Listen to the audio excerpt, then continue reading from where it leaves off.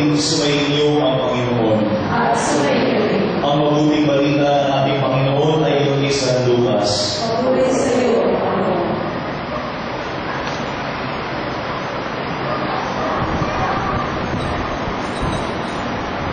Noong ika-anim na buwan ng pagdadalang tao ni Elizabeth, ang Anghel Gabriel ay sinugo ng Diyos sa Nazareth, Galilea, sa isang dalaga na pangalan ni Maria.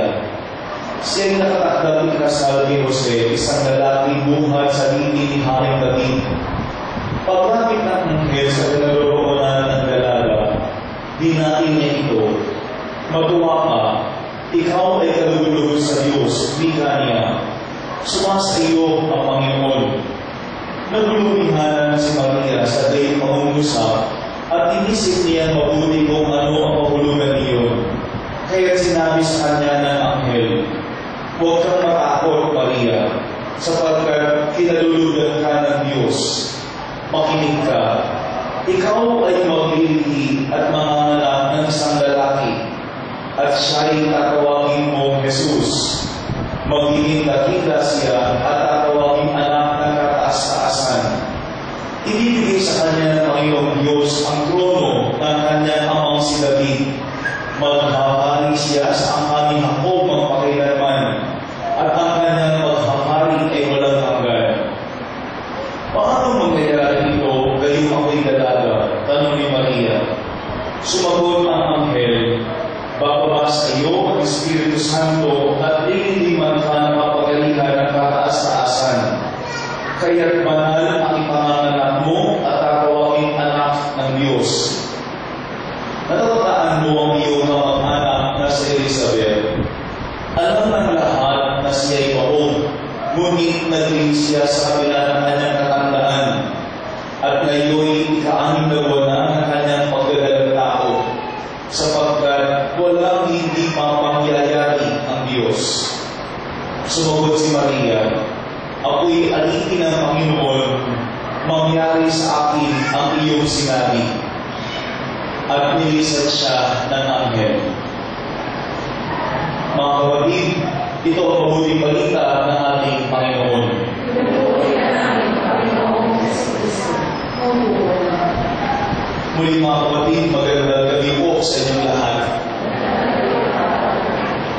Bago natin pagnilayan yung ating ebanghelyo sa ngayon, maganda na sa panahon ito, ating tanongin ang ating mga sarili.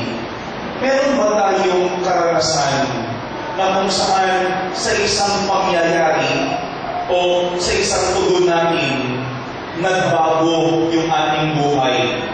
Ang tawag natin doon ay life-changing moments. Meron bang mga nangyari sa ating buhay na maaari sa oras na na ito ay naganap, na ito ay ating sinang-ayunan o tinanggihan, hindi natin kaagad-agad napansin ang pagbabago. Pero paglipas ng ilang araw, ng ilang linggo, ng ilang buwan o ng ilang taon, saka natin naramdaman ang epekto nito sa ating buhay. Para sa ibang mga tao, yung mga panahon yun ay mabuti. Para naman sa iba, ito ay napakahirap tanggapin. Pero isa lang bagay ang napakalinaw, ano yun? Kapag yun ay naganap sa atin, yung ating buhay ay hindi na tulad ng dati. Kaya ang tawag doon ay life-changing moments.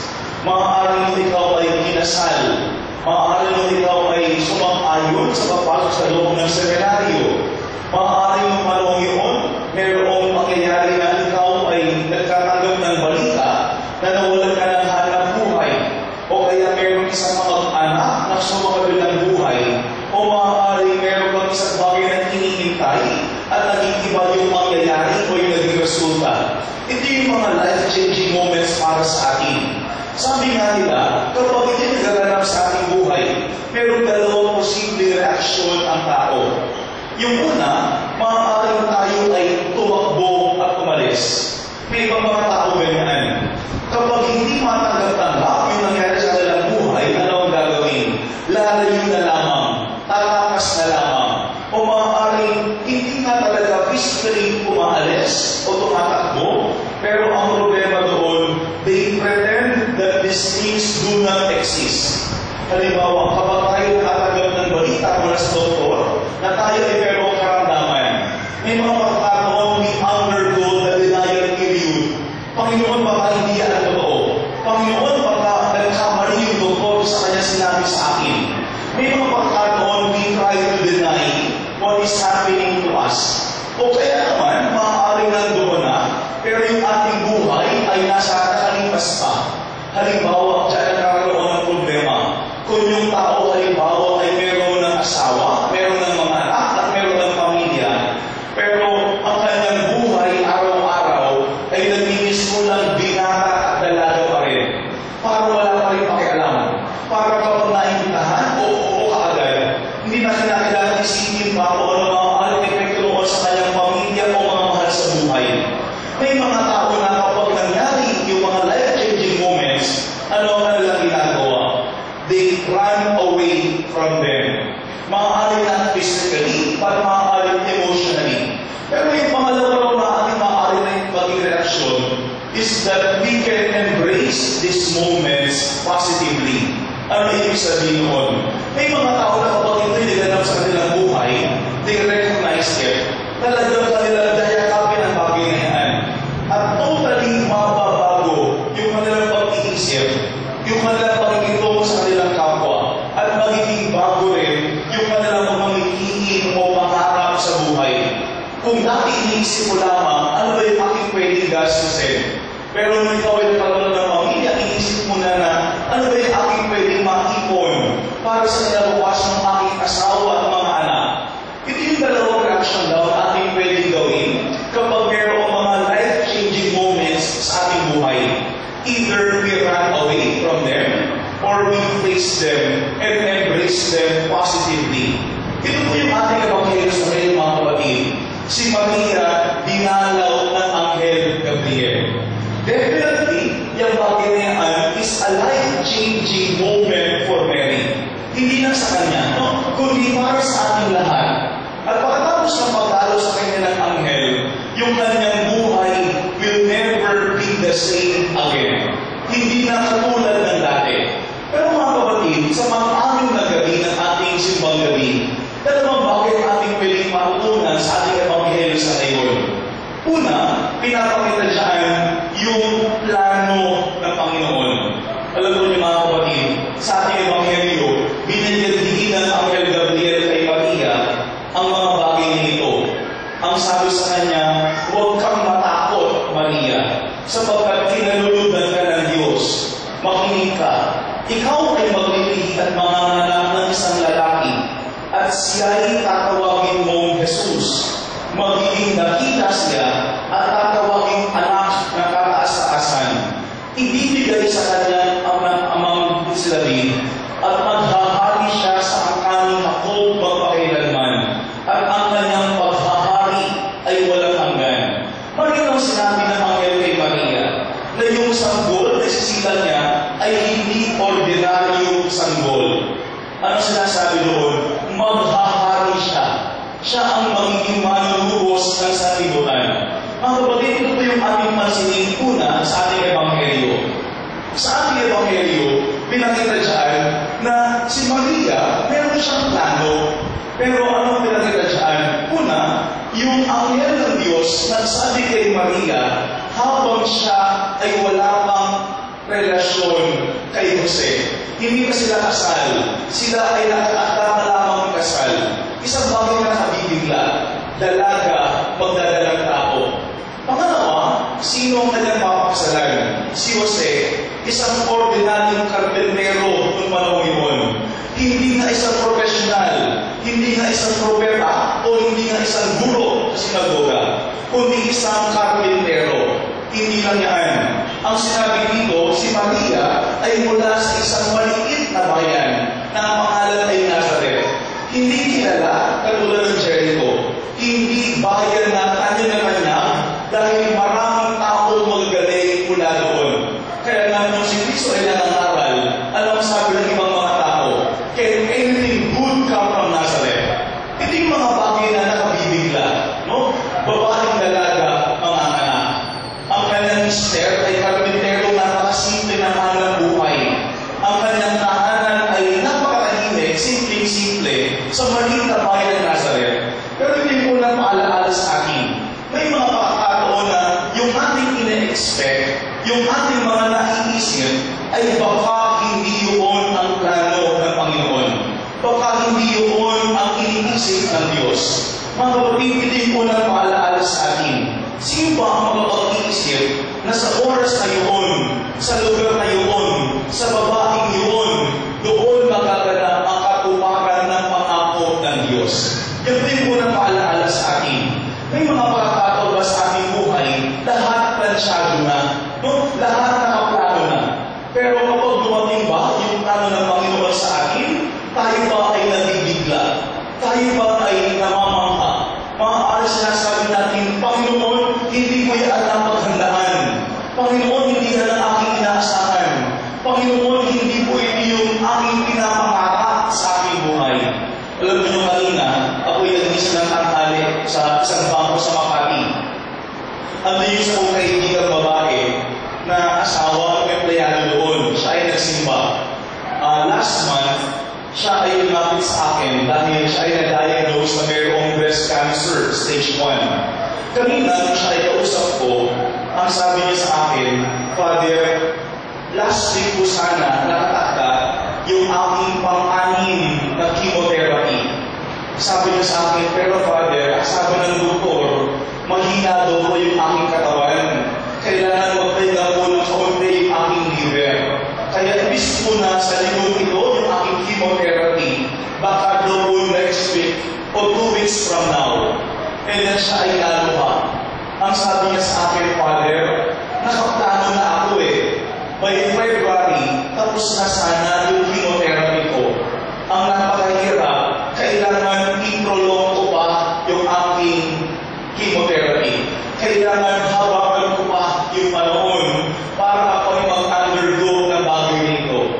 Ang sabi niya, Father, nakaplano na, plansyado na. Pag dumating ang March, tapos na kami ng aking asawa. Okay na ako, magaling na ako. Pero bakit sa oras na ito, ang sabi ng doktor, hindi sa February matatapos. Titignan natin kung kailan handa na ulit ang iyong katawan. Mga kapatid, minsan din ang ating buhay. Meron tayong plano, meron tayong inaasahan. Kung talagang yan ang anak ng Diyos, dapat siya ay panganak sa pamilyang kilala. Kung talagang yan ay anak ng Diyos, dapat siya ay mula sa isang bayan na sikat na sikat. Pero sa ating Ebanghelyo, iba. Sa ating Ebanghelyo, baliktad ang ginawa ng Panginoon. Kung sino yung mahina, kung sino yung hindi kilalang lugar, kung sino yung napakasimple, doon niya ipinamalas ang kanyang plano para sa atin. Yun po yung unang ating tingnan, God's plan.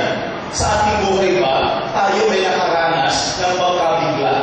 Sa ating buhay ba, tayo ay nakaranas ng mga hindi inaasahang bagay? Sabagat sa mga simpleng pangyayari, baka doon gumagalaw sa atin ang Panginoon Diyos. Una, God's plan.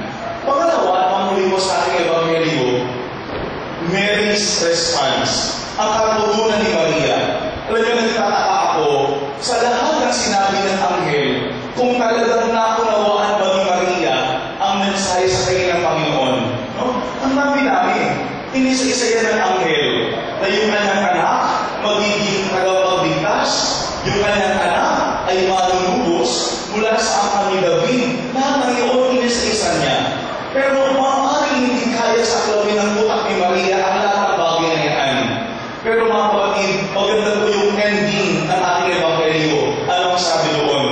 Sumagot si Maria, ako'y alipin ng Panginoon. Mangyari sa akin ang iyong sinabi. Mga kapatid, ito yung pangalawa kamang ng ating Ebanghelyo. Kapag tayo ba ay ginulat ng Diyos, no? Kapag tayo ba ay ginanig ng Diyos, kapag tayo ba ay tinapik ng Diyos, tulad ba ni Maria, ang ating sagot din, Panginoon, ang pinapagkalipin mo lamang. Magandang gawa sa akin ayon sa iyong sinabi. Minsan daw ang problema sa ating bilang mga tao, kapag tayo ay nag-iintay, meron kagad tayong iniintay na resulta, depende kung ano yung gusto natin. Kaya nga sa araw, meron isang batang lumapit sa akin, ang sabi niya sa akin, pag nagsimbang magabi ba ako, dapat meron pa akong hihingin sa Diyos. Na bakit? Sabi ko, hindi naman. Sabi niya, kasi ito ang sabi ng nanay ko, kapag nakakontento ka ng siyam na araw, nagsimbang gabi, ano man ang hingin mo sa Diyos, ibibigay niya. Mga kapatid, kahit ako sa simbang gabi, baka yung ibang hinihingi nyo, hindi pa ibinibigay. Kahit gawin natin araw-araw ang simbang gabi, baka yung iba yung hinihingi ay hindi makakagawa ng katuparan. Hindi mismo mahirap sa atin. Kapag tayo naghihintay, meron agad tayong resulta na inaasahan. Pero ang maganda kay Maria, yung kanyang paghihintay, open-ended. Bakit? Sapagkat hindi na naunawaan ni Maria ang lahat, pero isang bagay ang malinaw sa kanya. Ang Diyos ang nanako. Kaya nga twice, ang sabi sa kanya ng anghel ay ito, sumasa iyo ang Panginoon. Dalawang beses, bakit? Sapagkat simula sa araw na yan, yung oo ni Maria ay hindi lamang dyan maaaring marinig, kundi araw-araw, naroon yung kanyang tugon.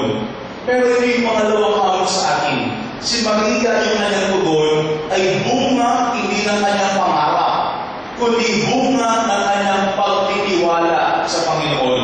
Ito po yung pangalawang ating tignan, no? Sa panahon po ng simbang gabi, meron na ba tayong inaasahan mula sa Diyos? Panginoon, dapat pagkatapos ng simbang gabi, meron na akong boyfriend o girlfriend. Baka ilang taon na ilang pangarap ko, hanggang ngayon wala pa rin. Panginoon, dapat pagkatapos ng simbang gabi, meron na akong hanap buhay. Baka pagkatapos ng simbang gabi, yan pa rin ang iyong manalangin. Maaaring Panginoon na dapat pagkatapos sa simbang gabi, magaling na ako sa aking karamdaman. Baka hindi natin bigay ng Panginoon sa iyo. Pero ang sinasabi siya kay Maria, ang mahalaga, tayo ay bukas. Ang mahalaga, alam natin kung sino yung ating pagkakatiwalaan. At ang mahalaga ay yung ating pagtitiwala na ang Panginoon ibibigay niya, hindi yung gusto natin, kung hindi ano ba ang mapabubuti para sa atin. Alam mo yun, isang araw, minabasa akong kwento sa internet na noong daw 1956, mayroong mag-asawa, si Elizabeth Elliot at Jean Elliot. Si Elizabeth Elliot ay pinabayaan niya yung kanyang mister na si Jean Elliot na magpunta sa Ecuador. Bakit? Kasi gusto ng lalaki ito na maging missionary. No? Pumunta siya doon para ipalaganap ang kanyang pananampalataya bilang Kristiyano. Pero ano ang problema? Yung mga tao doon, hindi siya tinanggap. Ang nangyari pa nga, siya ay pinatay. Mga kapatid, masaklat yun para sa kanyang asawa, kay Elizabeth Elliot. Pero nung siya ay in-interview, ano ang sabi niya? Ang sabi niya ay ito, the will of God is not something you add to your life. No? Hindi ang kalooban ng Diyos ay dadagdag mo lamang sa iyong buhay. Kasi minsan, that's what we think. Meron na akong tanong, Panginoon, ano yung tanong mo? Tingnan natin kung pwede mo idagdag ang bagay na yan. I-add mo na lamang. Pero ang sabi niya na ito, it is a course that you choose. You either line yourself up with the Son of God, or you capitulate to the principle which governs the rest of the world.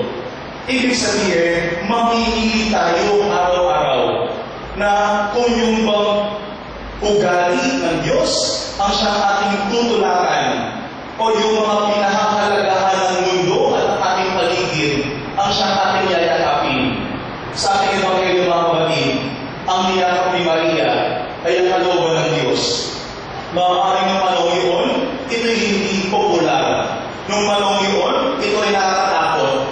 Sapagkat yung kanyang pag-oo, kapag nalaman ng maraming tao, pwede siyang patayin dahil meron siyang anak nang wala pang asawa. It was a risk. Isang pagkakayari sa panig ni Maria.